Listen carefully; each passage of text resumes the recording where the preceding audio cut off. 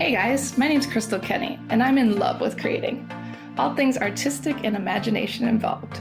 I'm an American girl who chased her creative dreams all the way to Paris, France, making a living using photography. This podcast takes you inside the stories of all the artsy folks I've met along the way and gives you that extra push to discover your creative gifts. The desire to create is deeply inside each and every one of us, and I give you the tools and inspiration to find a new way of living a more creative life. This is La Vie Creative, the podcast.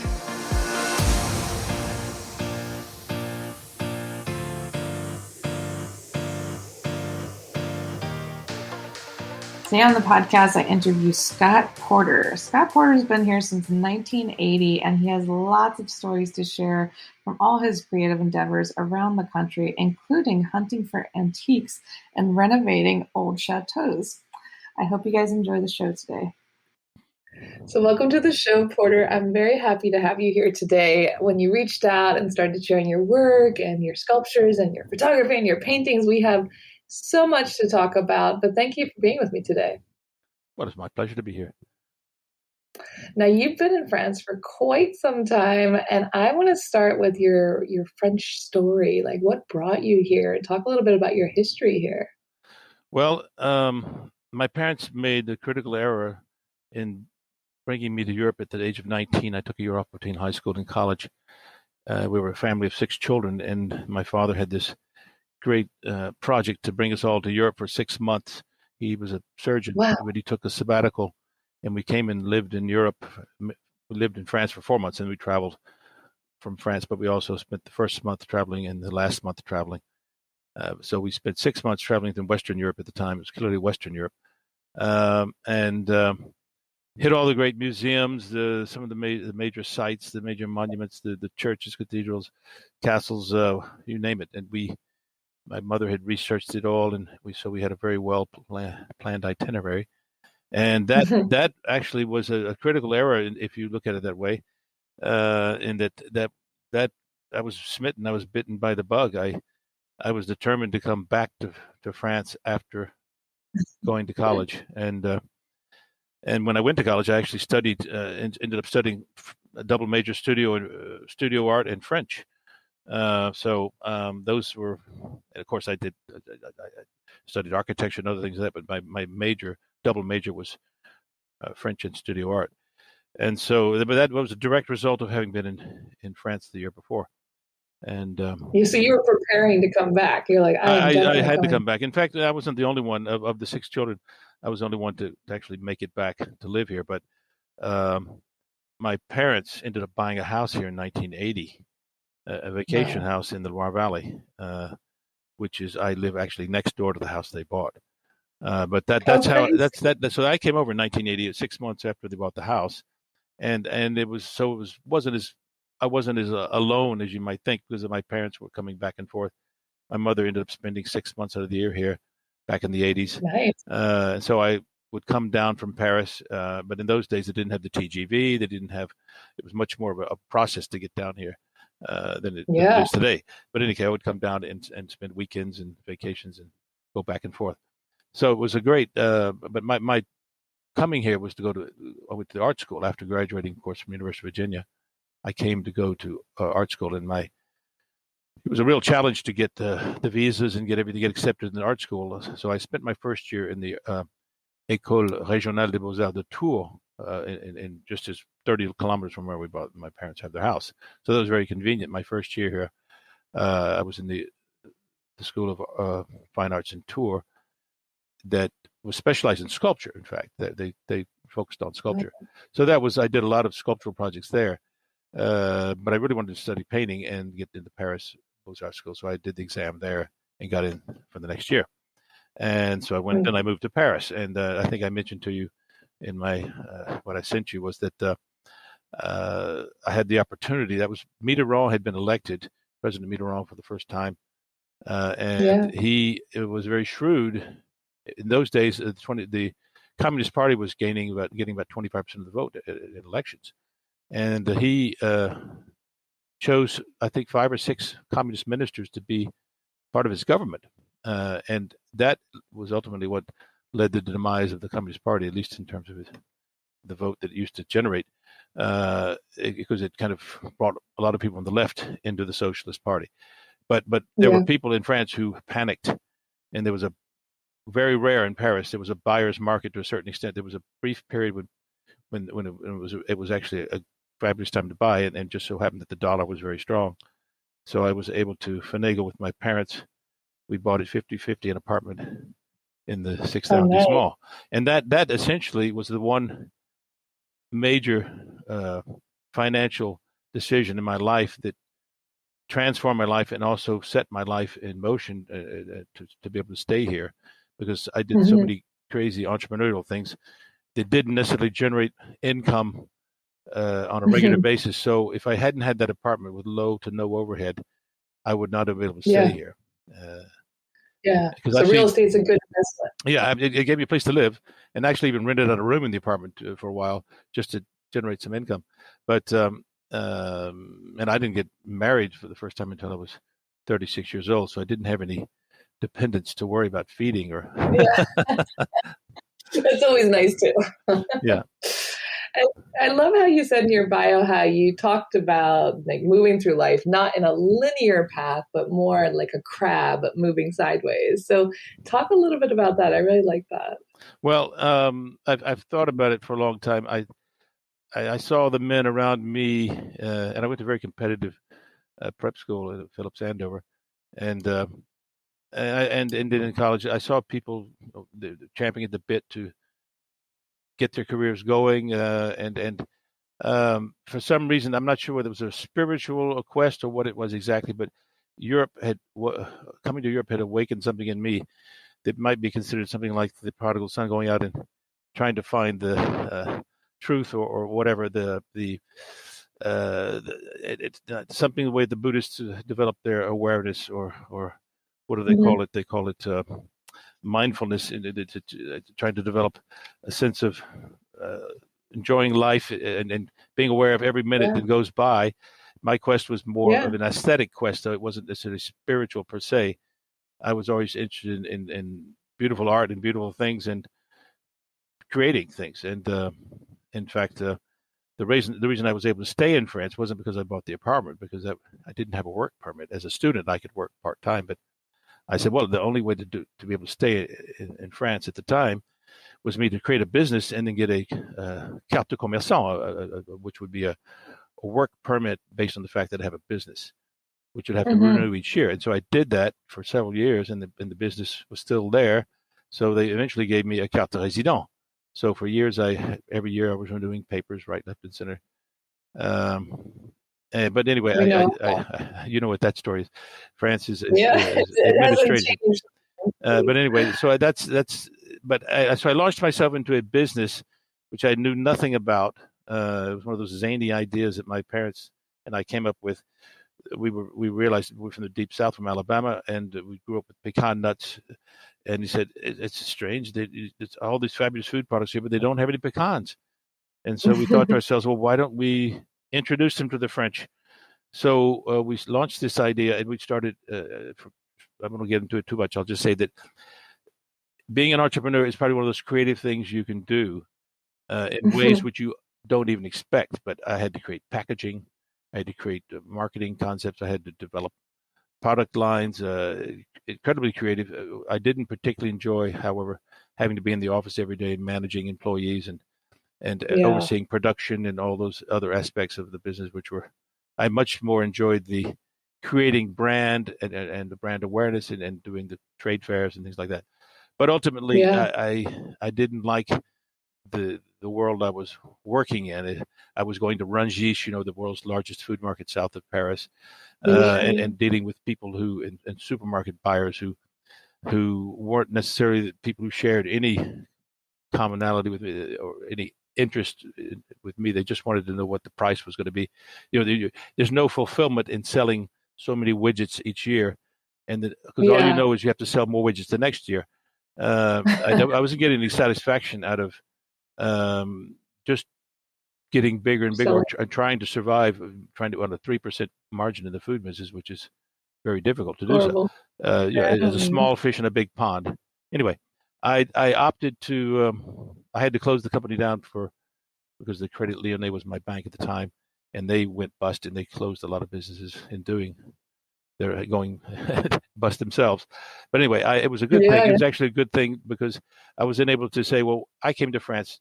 I was got to the point I wasn't even enjoying being here. I was going to the office and back and forth. I was driving back in and out of Paris, but I was working long hours. And I said, what's the point of being here if I'm not enjoying the life? And I said, I came here for the art and the architecture and the history and the Vieille Pierre, the bonne chère, so I said, I've got to get back to that world where I get satisfaction, and the world where when you do a project, once you've completed it, it's done, and you can wash your hands of it and say, hey, I finished that. I don't have to worry about selling more widgets next year. So that's much more satisfying for me. So I kind of morphed into a antique courier, a guide taking people around France. I was lucky to have an article written on me in this publication called La Belle France, which was kind of a subscription publication. For a lot of high rollers in the U.S. subscribed to it. And that brought me a lot of fancy clients and decorators and from Architectural Digest to coming over with their clients in private jets and all kinds of stuff. It was a fabulous business. It really was. They would pay all my expenses when they came over, and I would go around with them. And so we'd stay in hotels, meals, we'd drive in and out of the countryside, and hard to find. It was a lot of fun. It was hard to find. In those days, hard to find warehouses were out there with low overhead where they would sell wholesale. But you had to know how to get there. And without GPS and cell phones, it was much more challenging. But anyway. They needed you. Excuse me? They needed you. They needed a guide and someone to translate. Most of them couldn't speak any French. So they needed someone to negotiate, drive. And it was pretty intense when I was with them for, let's say, a week or 2 weeks max. It was intense, but it was also a lot of fun. And so that was when I got back into the world of art to a certain degree. And so I was able to not only did we buy antiques and antique furnishings and things, but we also bought antique building materials. Because I had a guy named John Cottrell out of California, who was a very famous interior designer who was an Architectural Digest 2 or 3 times a year, who would bring his clients over, and they would be building these mega homes. In those days, that was the 90s, were the days of mega mansions, people building 10,000-foot homes in Rancho Santa Fe, that kind of thing, in California. So they would come over, and they'd need 5 mantles, of stone mantles, medieval, what kind you can stand up in or whatever. And of course, Rancho Santa Fe, it's hot all the time, but they were just decoration. But still, it was fabulous because they would come over, and I would take them to there was a whole network of people who specialized in building materials, guys in the countryside who had the equipment to take things, dismantle them, and reassemble them for show, and then disassemble them again, package them on crates, and ship them to wherever. It was a flourishing business, and there was also what they call Jerusalem stone, which is that beautiful old medieval kind of flooring, which can be like 15 or 20 centimeters thick. It's worn surface that they would buy for creating authenticity. So all these kind of materials were fabulous to deal with, and I developed a taste for them myself, and that's what I've been doing with my own home now. Is I bought the old farm next to my parents' home, and have been renovating for over the past 20 years with antique building materials and things. And so that's my space where I create, and am building myself actually now an atelier, so I can actually put all my painting and equipment and everything in one big room, and be freer to create, because it's coming full circle with my life is what I'm doing. I did many things. The other main activity after 9/11, when killed the antique courier business overnight, because it radically changed the world in many ways. But everyone who was doing what I was doing had to either go back to the U.S. or change jobs. Fortunately, I had not all my eggs in one basket, so I was doing furnished rentals on the side. And I was also fortunate in some ways that the internet had just reached maturity when 9/11 happened. And I think a lot of people switched their business model to one based on the internet. And that really gave it a great impetus said people could not come to buy antiques in Europe anymore, but they would buy them over the internet. But a lot of the antique dealers went out of business. Anyway, I was doing rentals, so I was able to shift over into focusing on that full time, and I was lucked into a situation whereby a friend of mine from high school who was living in France, I discovered, and her husband had a company called International Living, and I started working for them, helping them because they'd bought several apartments in Paris, and they had like multiple publications. I think about 80 different publications at the time, International Living, and did conferences and all kinds of things. So I was the guy supposedly specializing in property in Paris and helping find properties for people, as well as helping them renovate them and then turn them into rental properties. So we had conferences where people would be coming to Paris for several days and have all kinds of experts speak. And so that started me on managing other people's properties. And I did that for about 15 years until the Loire Allure, and about 1998 or so, kind of made it illegal to do short-term furnished rentals in Paris. So, in that period of time, I probably did about 30 different renovations in Paris. Some of them partial, others full gut job type of renovations. Because I also created a French company, which is a service company that serviced the apartments, did cleanings, greenings, maintenance, and renovations. So we ended up doing a major renovation. We found an apartment for world famous American author. I can't give you his name, but he bought an apartment on the Rue de Seine, and we found it for him, and then we renovated it for him, and it was a full gut job, and it was fabulous because I had a pretty much free reign on the budget, and they could just really do the top like job. that. But it was a 17th century building, so we were able to do it authentically in the style as much as possible. And so the creativity aspect is run throughout my life, no matter what I was doing, because I'm not an architect. I did study some, and I didn't even have architects work with me when I did these renovations, all without architects, which would made it much more.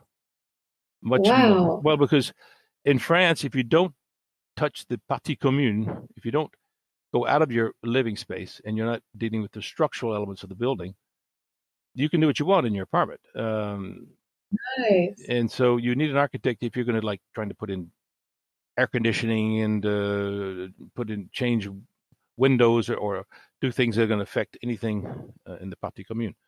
But we were able to do this substantially cheaper than when you call upon an architect, just because I wasn't really, that wasn't my main activity. It was kind of like a filler, because the rentals business was seasonal. So we had, in the off season, we could do renovations and like I said, the fall and winter. And, but then sometimes we'd have with 30 flats, mostly left bank, we could have over 100 people in Paris in peak season under our responsibility in the different flats. So it was quite a job managing all that. But once again, it gets to the thing where do you like taking care of people all the time? I did it, and I've been doing it since 1986, doing rentals, but not in the short term. Short term is much more hands-on. I used to do much before the internet. I did longer term rentals. I would rent and have people come for 6 months or a year. That was much more easier to deal with. But anyway, so I'm glad, kind of in a way, that's come to an end, because it allows me to get back to the creative side of my life. And to, like I said, coming full circle with what I've started out doing.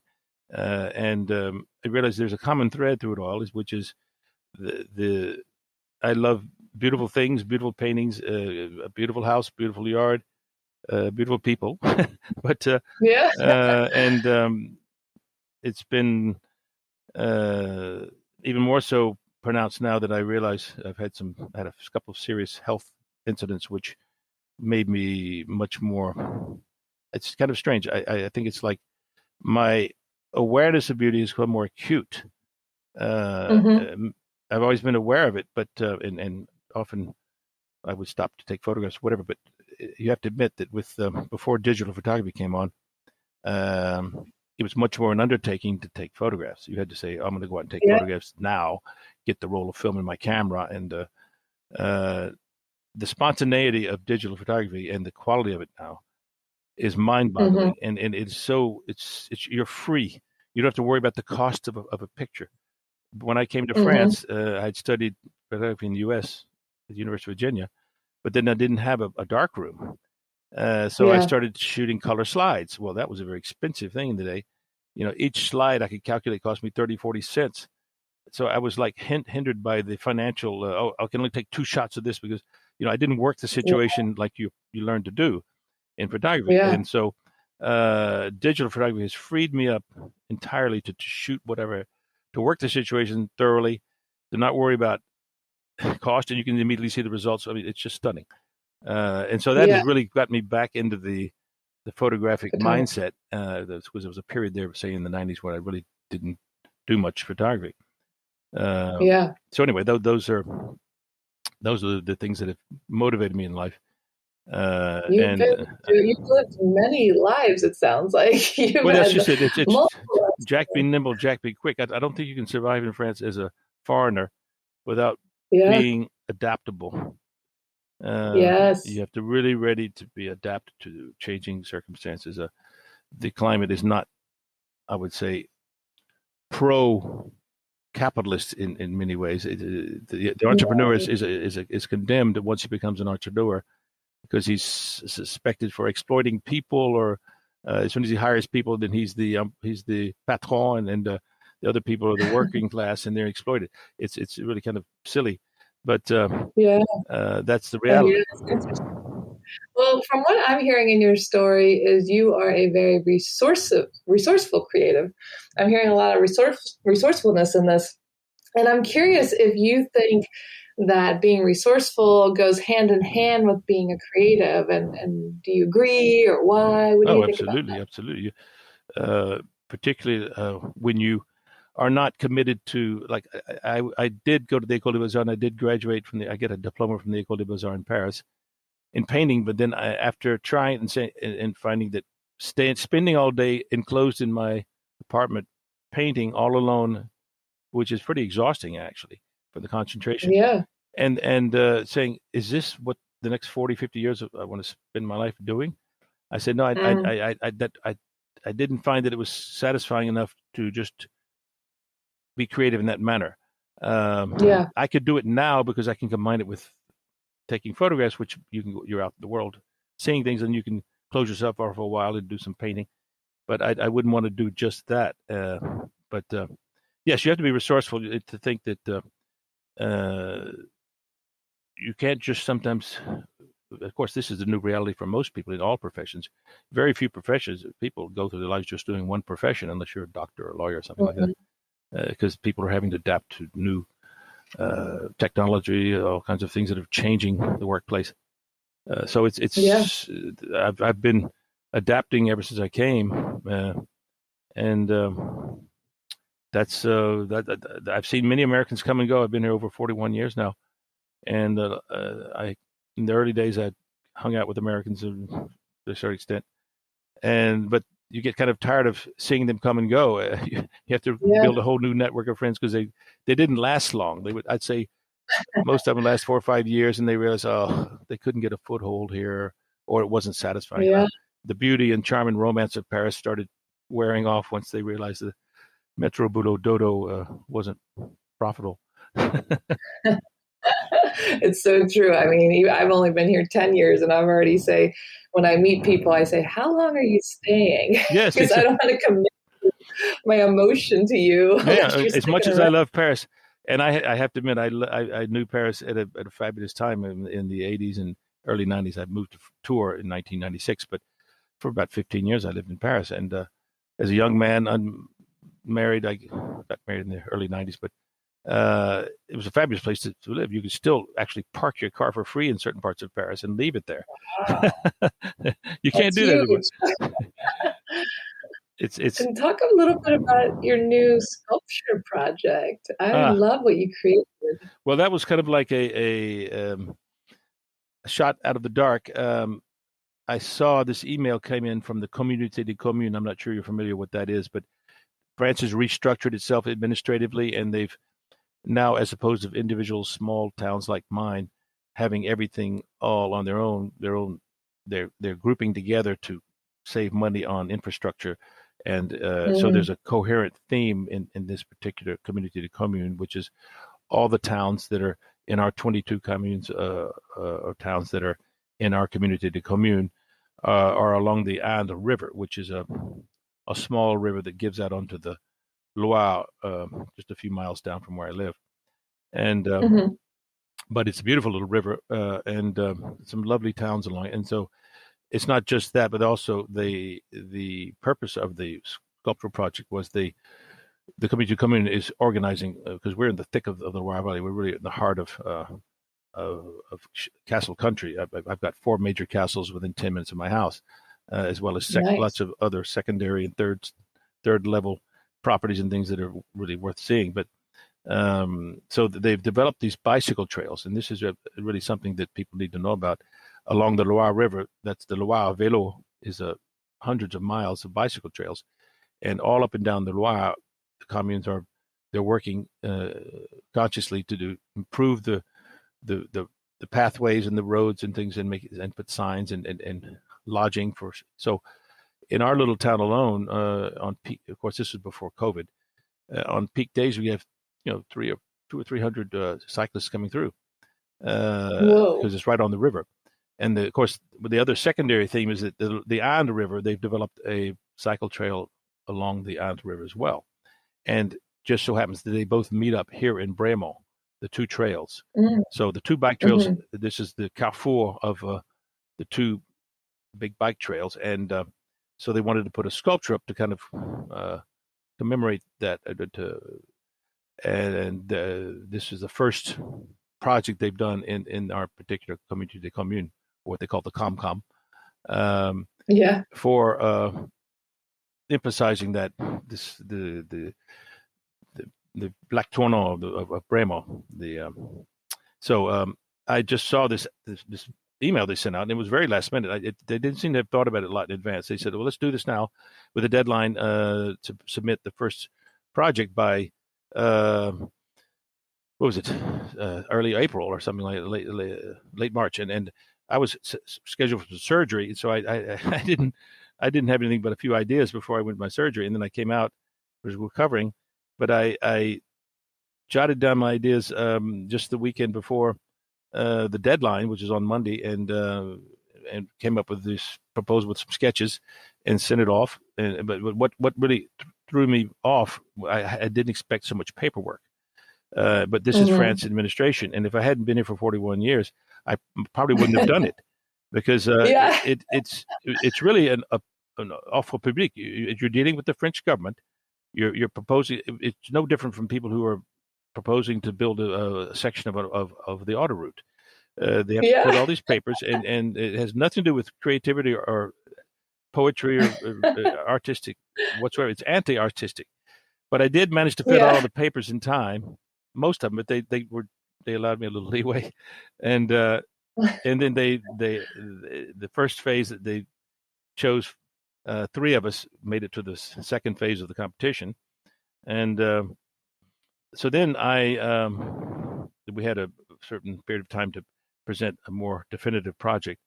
So then I did a maquette, and now that's something that I learned in architecture classes and of course in art school. So I bought the styrofoam board and cut it out and made all these little shapes, and so I made a small scale maquette of the sculpture. And apparently that was the convincing argument, because they saw it in 3 dimensions. And so early June they made the decision, and they also had a public vote, because everyone in Bréhémont voted, as well as people from anyone who wanted to vote. And so I've got like 3,000 plus friends on Facebook. So I said, vote for me. Nice. So anyway, I won 84% of the vote. Nice. But and it's going to be put up now. Excuse me. Yeah, it was put up. The problem was that, like I said, it was all last minute. By the time the administrative process occurs to give you the green light to move forward with the next thing. We were in early July. And so you're trying to build a metal sculpture where you will have to rely on manufacturers, people who do laser cut metal, and they closed at the end of July. And the other guy who does the thermo-lacqué paint, which is like what they call powder. Anyway, it makes it rust proof, but it's got to go into an oven and be baked. So that guy, of course, closed in August as well. But anyway, if you didn't have the metal cut out, you couldn't do the oven baking. So we were relying on, they were opening back up end of August, so we had to wait. Meanwhile, they had scheduled this ceremony on the 18th of September with the inauguration. They wanted to have the official inauguration on 18th September. So they're calling me all the time saying, where are you? Where are you with the project? I said, well, we're twiddling our thumbs, waiting for the guy to open back up. And I said, but don't worry, I'll be there. The morning he opens, I'll be there out there in the front of his. But you can't be too pushy either. They're just trying to get back up to speed. And but we did our best, and I did my diplomacy, and the other guy, I ended up joining hands with one of the other competitors, who's a 27-year-old métallier. He does metallerie and serrurerie. His training is with metal. He makes like balustrades and banisters and anything out of metal. But he also has some ambitions, and he's 27, young and very hardworking. So a friend of mine was a friend of his, put us together, and I said, this is the guy I need to actually make my sculpture. So he's delighted because he thought he didn't win the competition, but he was able to get visibility and just like he was hoping for. So it was a great combination of partnership, because we really worked, couldn't have worked better. He understood everything I told him, and he has a good aesthetic sense. So we were able to, let's see, the week before the inauguration on Saturday, the 18th of September, the Monday they were started cutting out the metal pieces. I think we picked them up on Tuesday evening. He picked them up. He spent 30 hours and 2.5 days assembling the sculpture. Wow. He worked like a dog to get the sculpture there. Then we took it to the guy who does the oven baking paint process, and dropped that off on Thursday evening. And the guy was normally you have to wait weeks to get that done before he'll take on it, because he has a backlog. Yeah. But because he had a personal relationship with him, the guy, and understood we had a deadline, he did it for us Friday morning.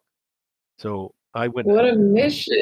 So Friday morning I was there. I went there because I filmed actually every step of the process, because I want to put together a kind of a video of the whole creative process.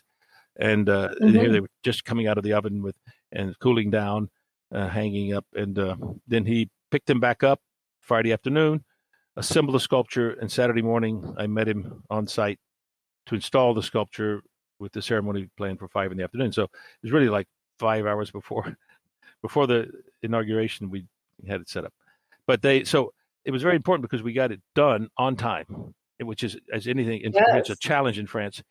This is one of the reasons why I didn't want to have a business like my pecan nut business as well, because there's only about 8 months out of the year you can do business in France, because of the holidays and the vacations and the congé,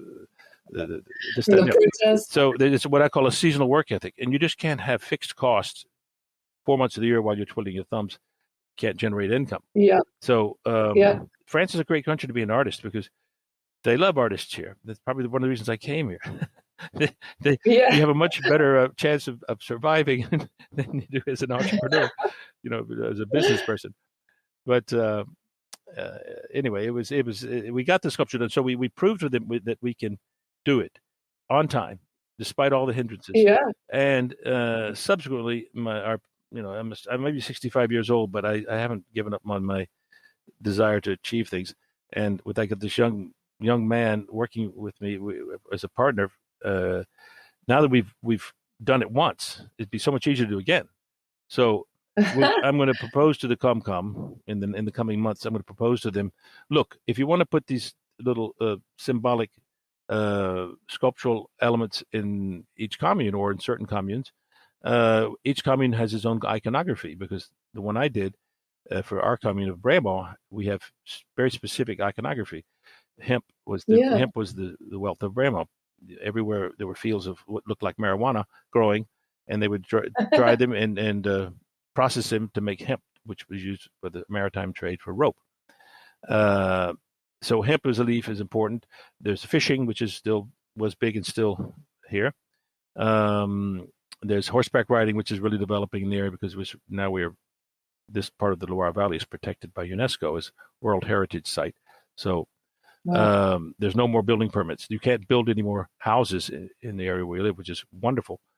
Because just beyond where we live, there's the Forest of Chinon, which is a huge former royal forest. So for horseback riding, it's just ideal.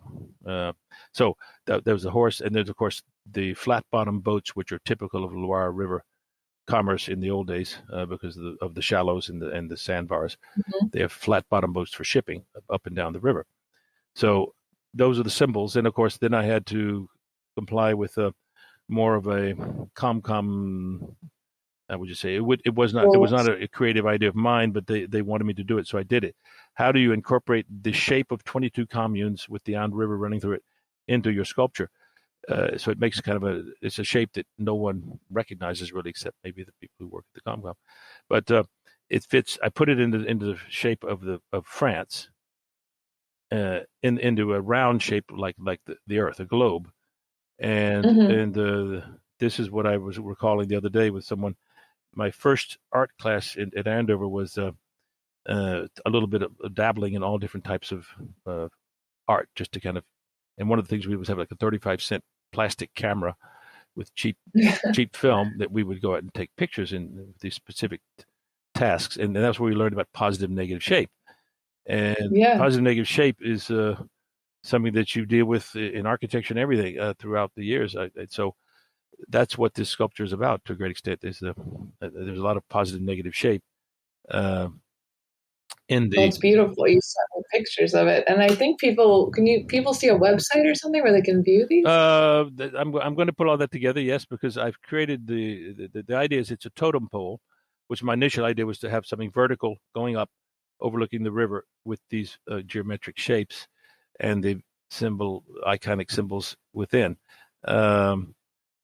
And then I had the idea of actually making them part of it, like a wind vane that would turn with the wind. So that gave it a little bit more of a three-dimensional reality, because as anyone who studied for sculpture knows, sculpture has to be viewable from 360 degrees. It's got to be interesting from every angle. You can't have just one side that looks good. It's got to look good from all over. So if it moves, then it becomes much more interesting.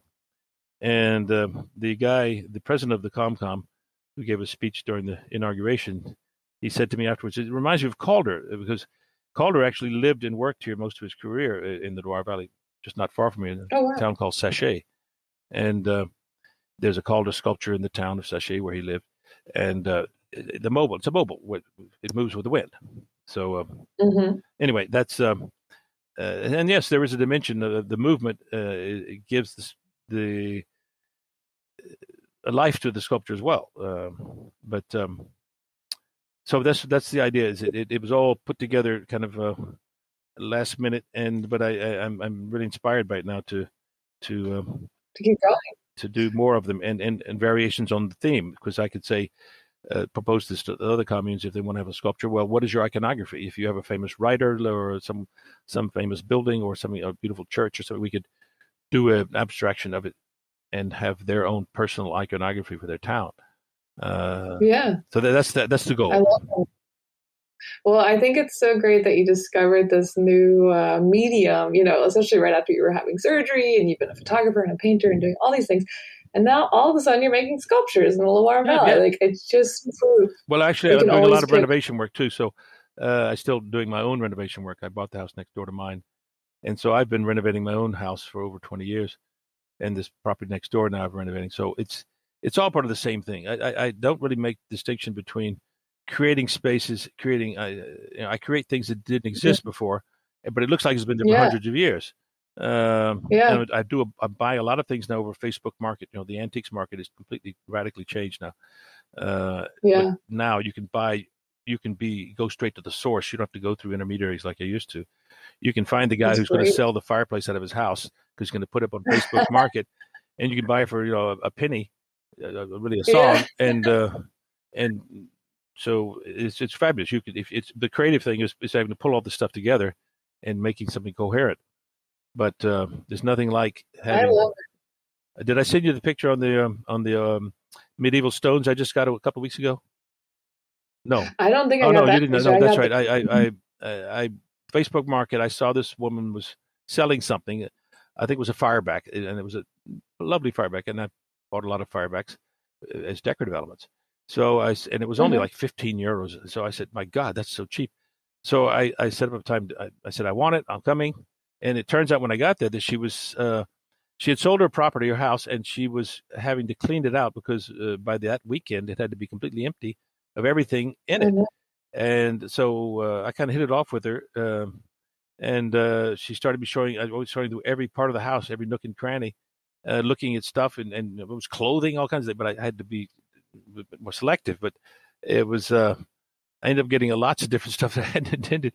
But the real find was in the yard.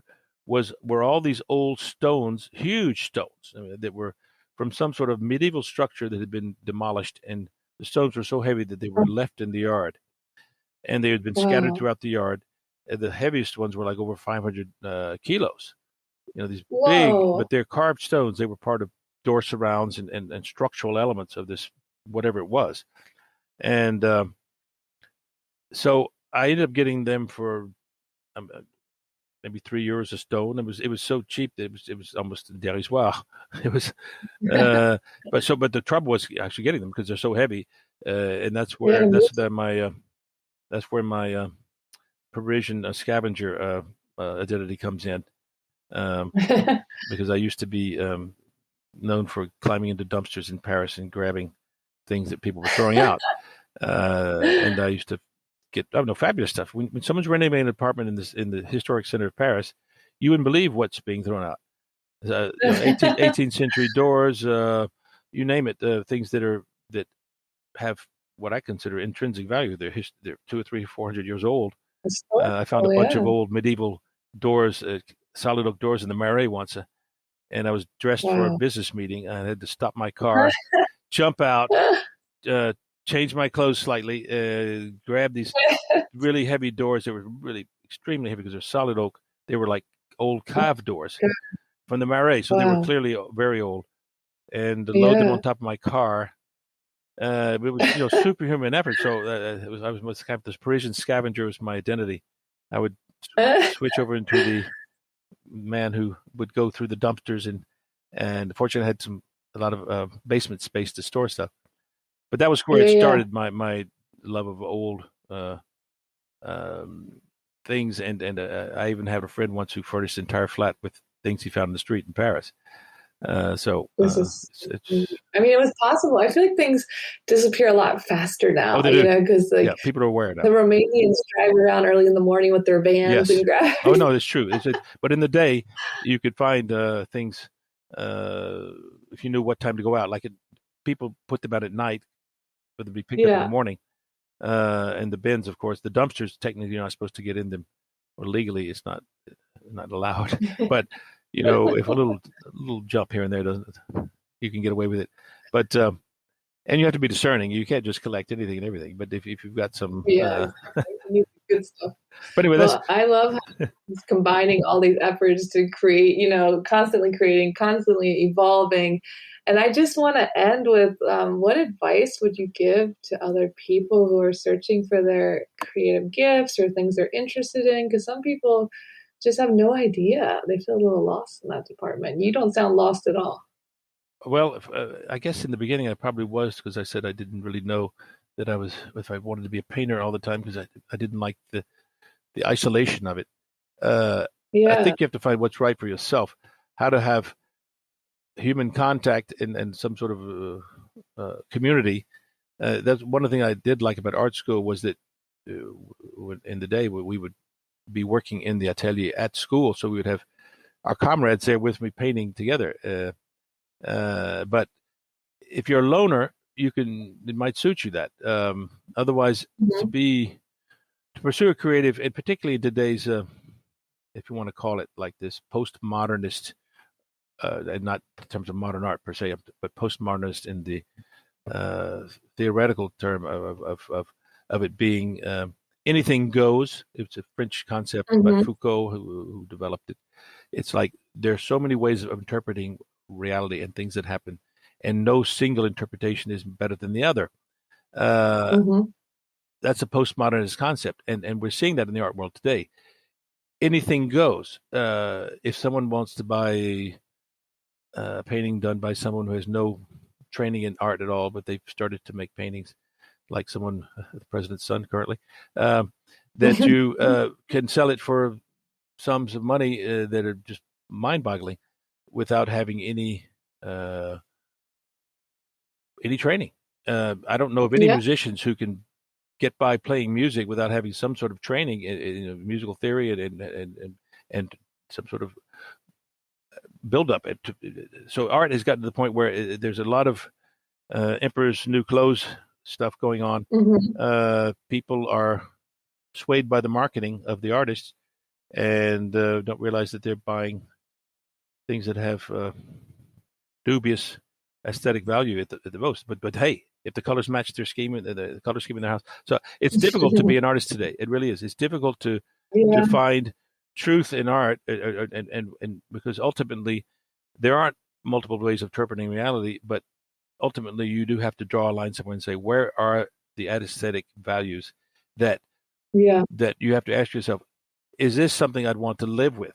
And if you want to create art that people like and want to live with, as opposed to making a statement about religion or whatever, or trying to in your face type of insulting or offensive or politically provocative artwork. Ultimately, I think people buy art for very personal reasons, not to make political statements, but to surround themselves with beauty. And so if you can focus on what you consider to be beautiful, and let's hope that you have a good sense of beauty, then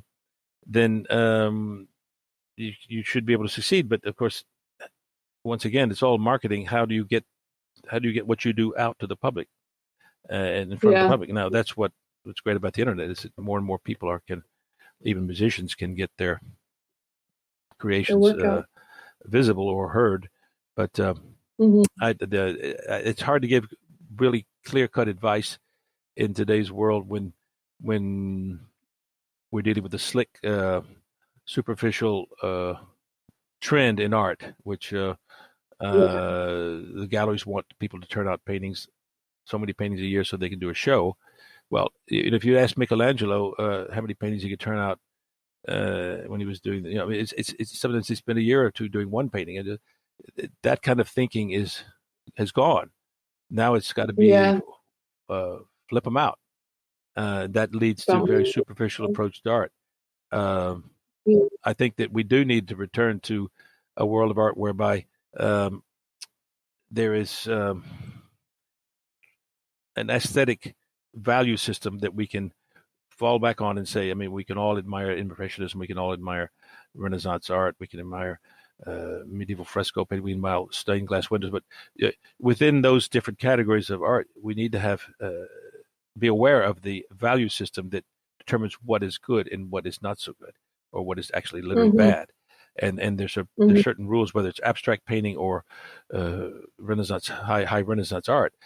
The underlying rules of composition and things that make it visually interesting. Same thing with photography. It's like when someone goes out with a camera and takes pictures. Like when I first took pictures, we did a big family trip out west, got to the Colorado, the mountains out there, the Rocky Mountains. The first time we spent in a campground in the shadow of the mountains, and I was just flabbergasted. I was like, I don't know how old I was, 12 or 13. And I took my dad's camera and I took pictures of the mountains, and the most boring pictures you ever seen. Because it's not that I felt the beauty of the mountains, but the pictures had no aesthetic, no compositional or other. So everything's like that. You have to, how are you going to approach the subject? Make it visually interesting, so that people want to look at it. Make people feel something, not scribbling. Because that is, that's where all this, learning and exchanging with other artists and things like that. It does make a difference in our work at the end of the day. Yeah, someone sent me a post the other day about the hottest thing right now, and somewhere in the U.S. is this guy, these huge canvases, it's just scribbling. He's just scribbled paint all over the paint, all over the canvas. And hey, it's been officialized. If some major modern art museum buys one of them, then that gives him status in gravitas. Suddenly, hey, such and such a museum owns one of his works. So therefore, he becomes he's got gravitas credibility. But it's built on a house of cards ultimately, because when you've seen the greatest works by the great masters of the past, no matter what period, you have to put things in perspective. The effort and time and training it took for these people to come up with their works, and what's being done today is it's frightening. Yeah. Well, I'll be curious to see where it goes, and curious to see what you do next. And where can people connect with you online and keep following your work and what you're doing? Is it Facebook or something? Well, I've got a Facebook page, Porter Scott. And I do accept friends on the page, but I think there's a limit of 5,000 people. But anyway, I am going to create a page with the sculpture and focused on that aspect of my life. And but they'll have to just send me an email at porter.ledbetter.scott@gmail.com. I've got a 5,000 plus name mailing list from my rentals business that I need to hook into one day. Say, hey, I've no longer rentals, but I've got artwork. So, I think it's a great idea. Get that newsletter going. Yeah. But no, actually, what I think I told you the project, but I mentioned it briefly, is that I'm working with my son, who's the film school guy, to do a short 1.5 minute podcast on the things I do. Be it shopping for antiques or renovating my property, which is a very creative process in itself, using all antique building materials. Say one day it'll be wood carving, because all the skills that I've developed over the years, I've got a huge collection of things I've collected. I've got a 300 square meter warehouse full of stuff that I've bought over the years. And I've got beautiful medieval stuff. I've got things that I'm incorporating in my house. And but sometimes a piece is missing off of a carved wooden piece and on a face. And I've got a guy an ebonist who can glue me a piece of wood on there, and then I can carve it back. So a little project like that, I've got the skill sets to do that. So it'll be much more of a hands-on type of approach. I don't know if Escape to the Chateau series, but they've been very successful with what they do. But they're not really as much hands-on. I don't have a chateau per se, but I have a 17th, 16th century farmhouse, and in a way, I much prefer creating stuff that didn't exist than having to restore a chateau in kind of, particularly if it's protected by monument historique. You can't do anything. You can't do unless what they tell you to do, except what they tell you to do. So you can't really create.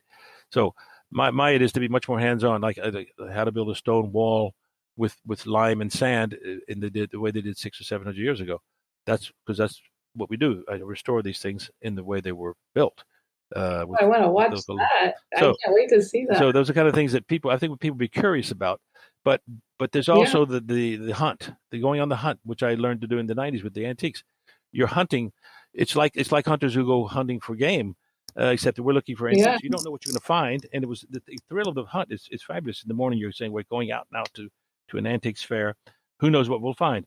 Well, it's the same kind of thing with these brocantes, which occur all over France. And as well as the Facebook market. I've met so many interesting people through Facebook market just by going and inquiring about one thing, and then discovering that when I get there that they have all these kinds of things some of these characters are fascinating people. But so I think these little vignettes could be interesting, particularly because in France you could tie in a vignette on